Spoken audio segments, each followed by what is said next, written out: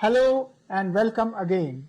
This is your host Harshit Sinha, commencing with new topic for continuing the series of sustainable reporting. Today we'll discuss on climate specific disclosure framework related to Task Force on Climate Related Financial Disclosure TCFD. Open by acknowledging the extraordinary historical moments for the first time in the history of global finance, climate risk has been formally recognized. Risk, not an environmental externality, but a material threat to balance sheets, portfolios, and economic stability.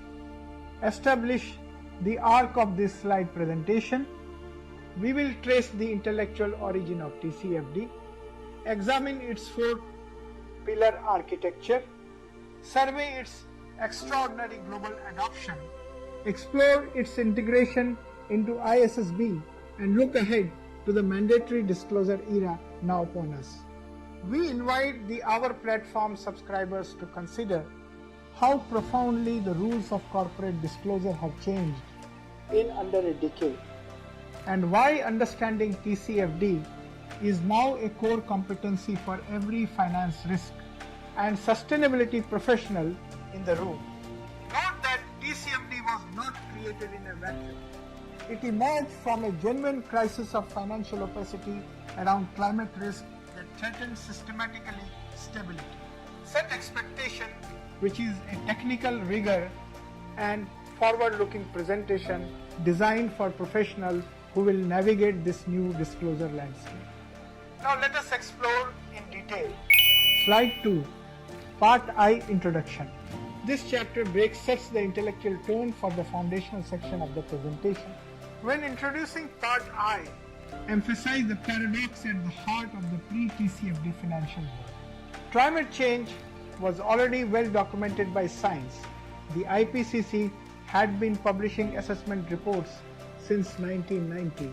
Yet, the global financial system had no standardized systematic mechanism for incorporating climate risk into investment analysis, credit assessment, or regulatory oversight.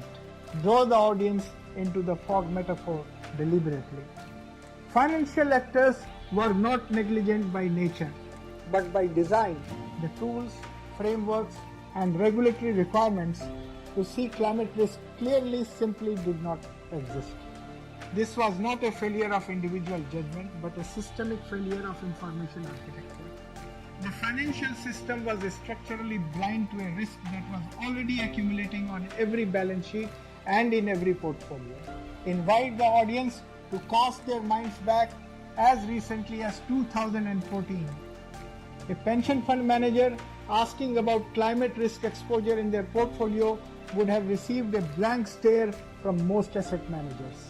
The vocabulary, the methodology, and the regulatory expectation simply did not exist. This section will show why that had to change and how urgently. Slide 3, A Planet Warming. Use this slide to establish the central intellectual tension that animated the creation of TCFD. The profound disconnect between physical climate reality and financial market perception. Elaborate on the split screen metaphor with historical specificity. In 2012, Hurricane Sandy caused $65 billion in economic damage to the northeastern United States. Yet in the following earnings season, almost no major publicly traded company with significant exposure to the affected region discussed Sandy as a material climate risk in their annual filings. In 2019-20, the Australian Black Summer bushfires destroyed an estimated 47 million hectares. Yet Australian financial disclosures continued without mandatory climate risk reporting. The financial system was not merely uninformed about climate risk, it was structurally designed to ignore it. Quarterly earnings cycles, annual reporting frameworks, and short-term compensation structures all conspired to push long-horizon climate risk outside the field of financial review. Emphasize that this was not ideological, it was architectural. The accounting standards, the disclosure frameworks, the regulatory requirements had all been designed in an era when climate change was considered a future, uncertain, non-financial risk. By 2015, that assumption had become catastrophically outdated. Slide 4. Invisible risk. This slide presents the core problem statement with analytical precision. When presenting this content, resist the temptation to soften the language. The pre-TCFD situation was genuinely a systemic failure of financial information infrastructure. Elaborate with specific examples.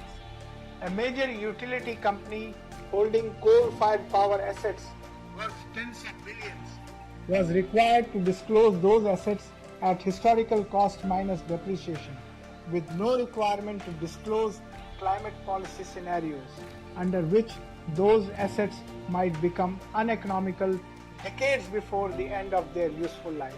An insurance company underwriting coastal property in Florida was required to disclose premium income and claims reserves, but not the long-term trajectory of hurricane intensity or sea level rise that would fundamentally reshape that book of business. A pension fund with 40-year investment horizons held portfolios with enormous implicit fossil fuel exposure, but reported to beneficiaries without any climate-adjusted risk analysis. The balance sheet, that most fundamental of financial documents, had become a document of structured omission, technically accurate in accounting terms, but profoundly misleading about the long-term economic reality facing the enterprise. This is the problem TCFD was designed to solve. Not to rewrite accounting standards, but to require that the narrative accompanying financial statements finally disclosed what the numbers alone could not capture. Slide 5, slide $1 quadrillion. The $1 quadrillion figure requires careful contextualization for a financially literate audience. It refers to the estimated gross notional value of financial assets carrying some degree of climate-related exposure, not the expected loss figure. Use this distinction to make a sophisticated point. Even if only 1% of that exposure materialized as actual financial loss, the number would exceed $10 trillion, larger than the entire annual output of Germany and Japan combined. Draw comparisons to other systemic risks that were underpriced before crises. The subprime mortgage market that triggered the 2008 financial crisis involved approximately $1.3 trillion in subprime mortgage-backed securities, a fraction of the climate-exposed asset base. This is not to predict an imminent climate financial crisis of equal suddenness, but to illustrate the systemic importance of adequate disclosure. Reference the 2015 Mercer study, Investing in a Time of Climate Change, which was among the first major institutional analysis to quantify climate risk at portfolio level. Reference also the Carbon Tracker Initiative's work on stranded fossil fuel assets, which estimated that between 1/3 and 2/3 of proven fossil fuel reserves could become unburnable under a 2 degrees Celsius scenario assets worth trillions sitting on the balance sheets of listed energy companies. This is the landscape of unquantified exposure that TCFD was established to eliminate. Slide 6, Science versus Markets Disconnect. This slide explores one of the most intellectually important structural failures that preceded TCFD: the absence of a translation mechanism between climate science and financial analysis. Elaborate on what this foundational failure meant in practice. Climate scientists communicated in the language of radiative forcing, representative concentration pathways, and parts per million of atmospheric CO2. Financial analysts communicated in the language of EBITDA multiples, credit spreads, and earnings per share growth. These were not merely different vocabularies, they represented fundamentally different analytical frameworks, different time horizons, different assumptions about uncertainty, and different institutional incentive structures. A climate scientist operates on decadal and centennial timeframes. A quarterly earnings analyst operates on 9 zero-day cycles. The TCFD scenario analysis requirement, which we will examine in detail, was specifically designed to bridge this divide by requiring companies to express climate scenarios in financial terms. not just temperature will rise by 2 degrees Celsius, but under a 2 degrees Celsius scenario, this company's revenues from coal operations will decline by 60% by 2035 and require $4 billion in asset write-downs. This translation from scientific to financial language is TCFD's most transformative intellectual contribution.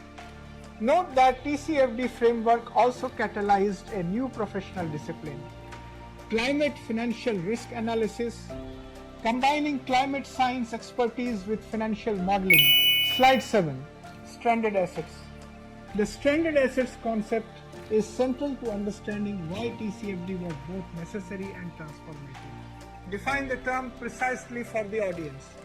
Stranded assets are assets that have suffered from unanticipated or premature write-downs, devaluations, or conversion to liabilities in the climate context.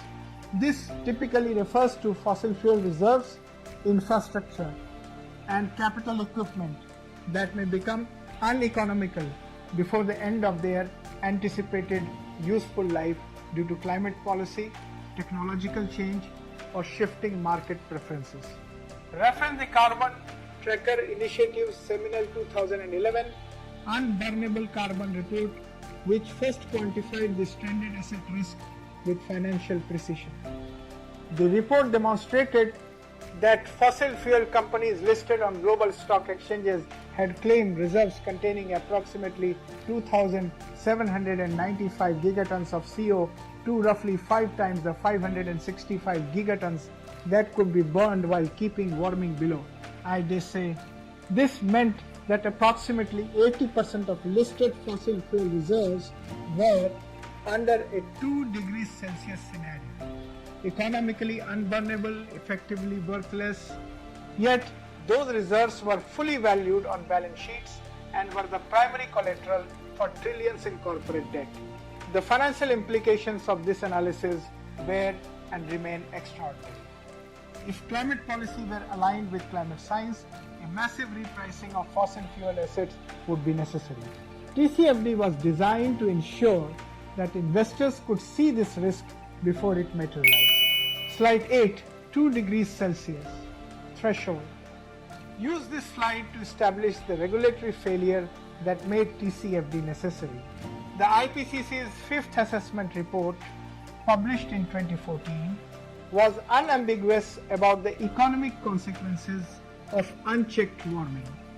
Damages in the range of 1-5% of global GDP under a 2-3 degrees Celsius scenario, with the potential for far greater losses under high warming scenarios, particularly where accounting for non-linear tipping point effects. Yet at the time of that report's publication, not a single major financial regulator in the world required public companies to disclose their exposure to climate scenarios, their estimates of physical or transition risk, or their alignment with the Paris Agreement's temperature targets. This was not accidental. It reflected a foundational assumption embedded in financial regulation since its modern inception, that climate change was an environmental issue, not a financial one. Regulators of financial stability, the Federal Reserve, the Bank of England, the ECB, the Basel Committee on Banking Supervision, had no mandate to address climate risk and no framework with which to do so. Mark Carney's speech at Lloyd's of London in September 2015, which we will examine on the next slide, was the moment when a sitting central bank governor publicly named this failure. His framing of the tragedy of the horizon, that the catastrophic impacts of climate change will be felt beyond the traditional horizons of financial actors, remains one of the most intellectually powerful descriptions of the problem TCFD was designed to address. Slide 9. Mark Carney's speech. This slide marks the pivotal moment in the TCFD origin story. Mark Carney's September 2015 speech at Lloyd's of London, titled Breaking the Tragedy of the Horizon, Climate Change and Financial Stability, deserves careful unpacking for a sophisticated audience. Carney's tragedy of the horizon concept was intellectually elegant. Unlike traditional financial risks, credit risk, market risk, Liquidity risk, climate risk operates across time horizons that dwarf the typical planning cycles of financial institutions. A bank managing a 3-year credit risk cycle, a fund manager evaluated on annual performance, a CFO focused on quarterly earnings guidance. None of these actors has a natural incentive structure to internalize a risk that may not fully materialize for 20 or 30 years, even if the probability of catastrophic outcomes is already high. Carney identified 3 categories of climate risk that have since become foundational to TCFD. Physical risks, the direct impacts of climate change on assets and operations. Transition risks, the risks arising from the shift to a low carbon economy. And liability risks, the risks of litigation from those who have suffered climate damage. His institutional authority as Governor of the Bank of England and simultaneously Chair of the Financial Stability Board gave him the unique power to translate this intellectual framework into institutional action. Within weeks of this speech, the G20 asked the FSB to examine climate-related financial risks, setting in motion the process that would create TCFD. Slide 10. Part 2, Introduction. As we transition into Part 2, help the audience appreciate the extraordinary institutional achievement that TCFD represents. From Mark Carney's Lloyd's speech in September 2015 to the publication of the TCFD final recommendations in June 2017, a period of only 20 months elapsed remarkably fast for the development of a globally influential financial disclosure standard. The TCFD was established by the Financial Stability Board in December 2015, the same month as the Paris Agreement was signed under the chairmanship of Michael Bloomberg, the billionaire media entrepreneur, former New York City mayor, and ardent climate advocate. Bloomberg's appointment was significant. He brought not the perspective of a regulator or scientist, but of a market information entrepreneur who fundamentally understood that financial markets run on data and that the absence of standardized climate data was itself a market failure. The task force included 32 members drawn from banks, insurance companies, asset managers, pension funds, rating agencies, accounting firms, and non-financial corporations representing a cross-section of the global financial system.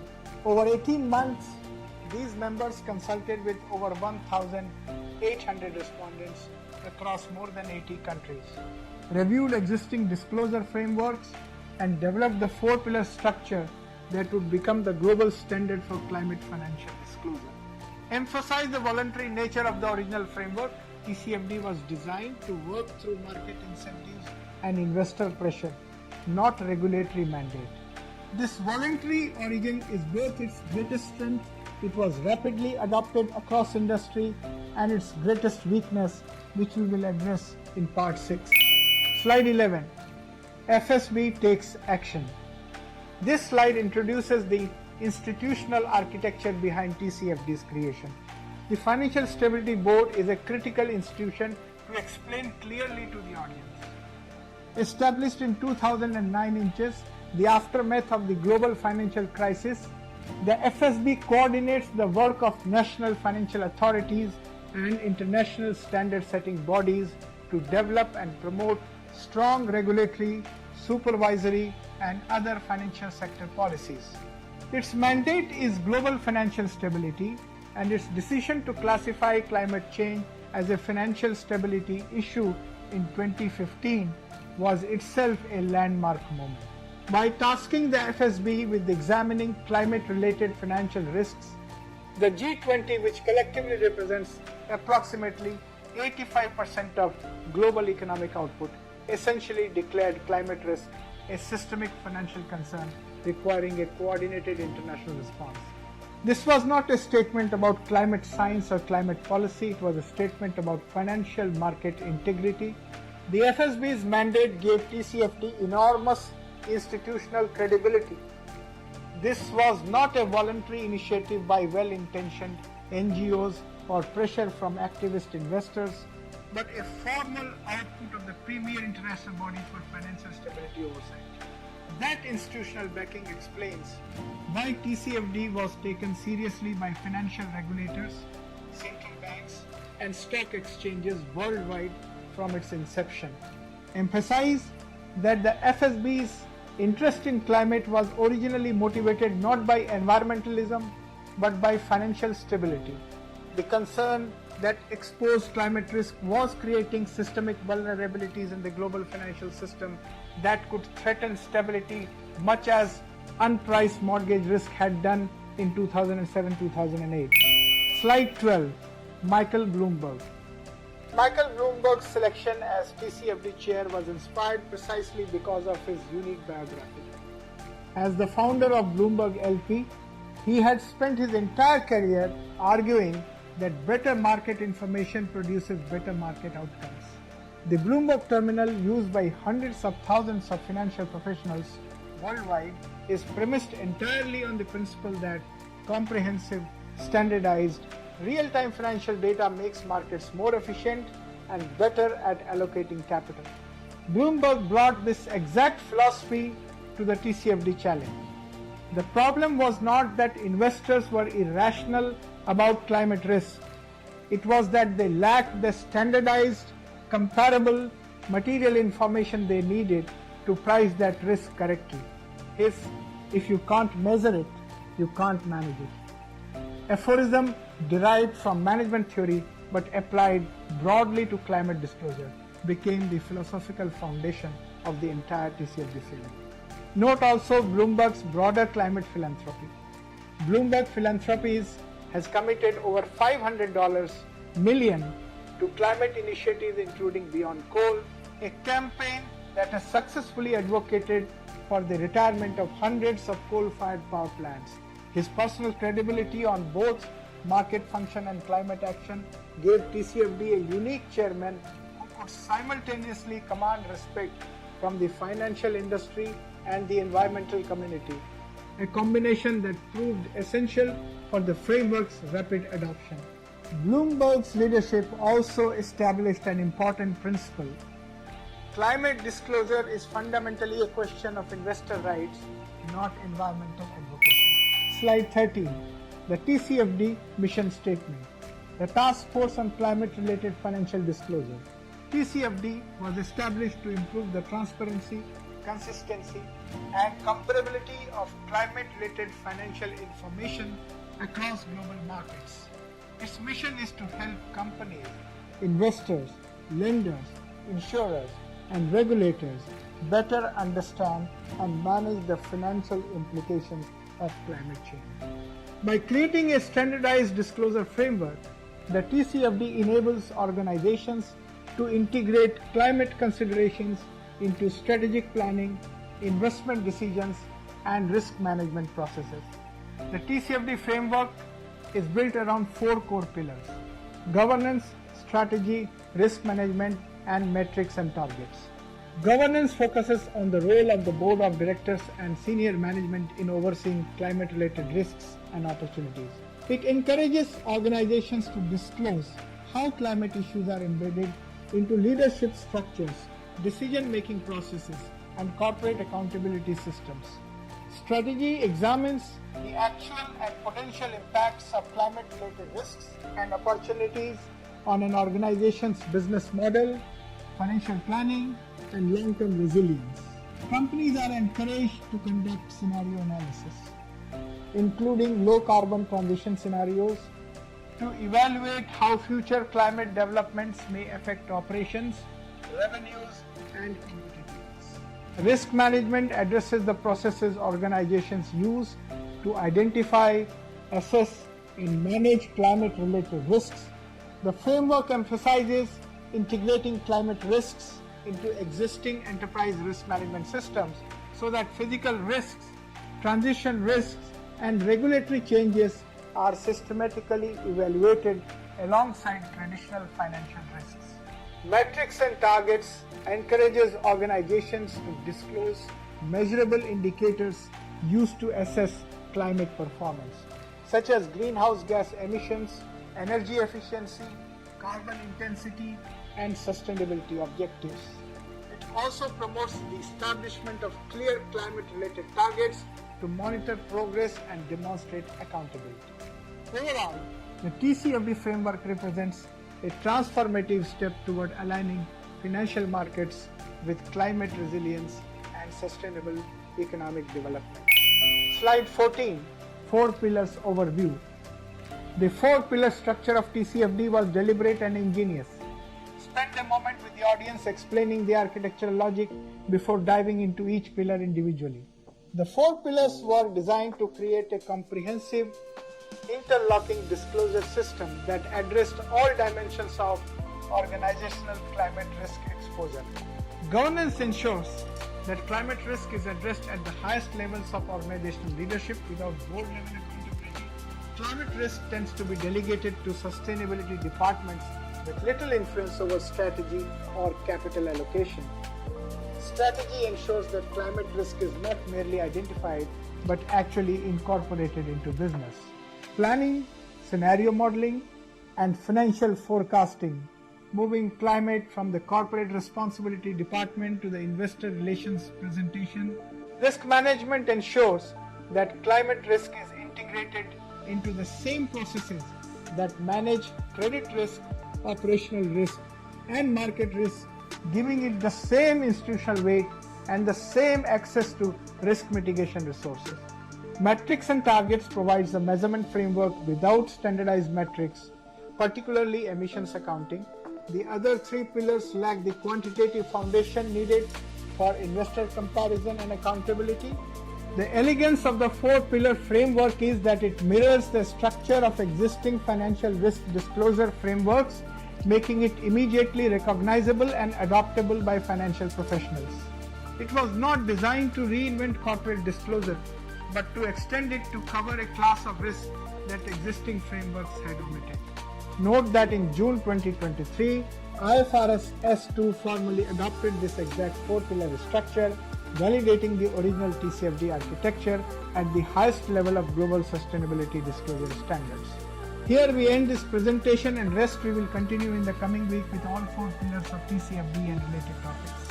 We encourage you to remain actively engaged with our channel, participate in the forthcoming sessions in continuing this topic related to various types of risk associated in TCFD, and thoughtfully disseminate these professional insights across your networks, particularly among business leaders, sustainability practitioners, compliance professionals, and stakeholders committed to advancing responsible corporate governance and transparent reporting practices.